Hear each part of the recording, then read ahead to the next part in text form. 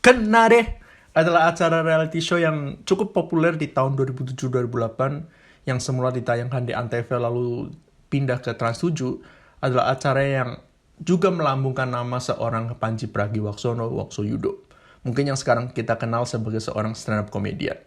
Pandji, mungkin yang lebih akrab dipanggil demikian, lahir di Singapura tanggal 18 Juni 1979. Mahasiswa lulusan desain produk di ITB ini memulai karirnya sebagai seorang penyiar radio di salah satu stasiun radio yang bernama Hard Rock FM di Bandung. Sekitar 2 tahun di tahun 2003 dengan partnernya yang Tika Priyatnakusuma. Lalu dia hijrah ke Jakarta di radio yang sama yaitu Hard Rock. Dia berduet dengan Danny Agustaf. Namanya memang semakin dikenal setelah dia membawakan beberapa acara-acara TV seperti Ngenal Enong Yok, Bombastis, dan semakin lebih dikenal sebagai pembawa acara reality show yang bernama Kena Deh.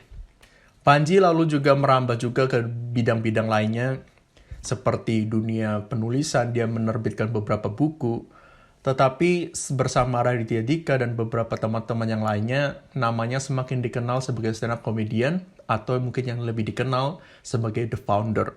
Bersama Raditya Dika dan teman yang lainnya, dia memperkenalkan dunia stand-up comedian ke Indonesia di tahun 2010-2011. Dia menjadi seorang host di salah satu lomba stand-up comedian pertama di Indonesia. Lalu dia menjelma jadi salah satu stand-up comedian yang paling dihormati di Indonesia.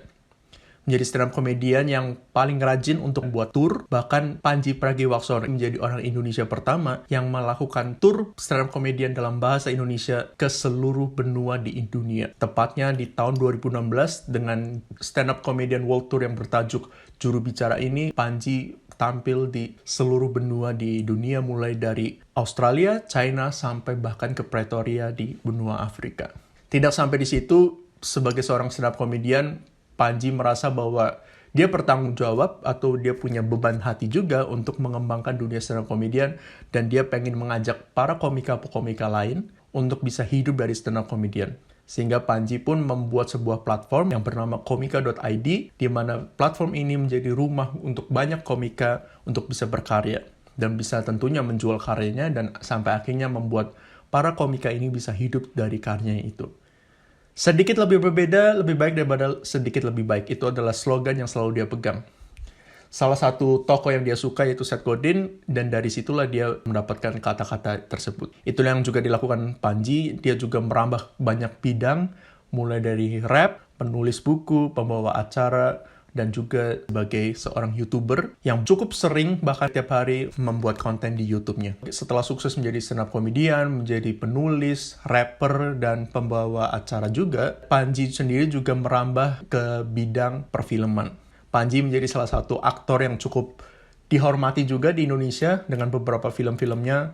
Yang pertama itu McMoney, Comic 8, Ayat-Ayat Cinta, Rudy Habibi, Insya Allah Sah, dan beberapa banyak film lainnya.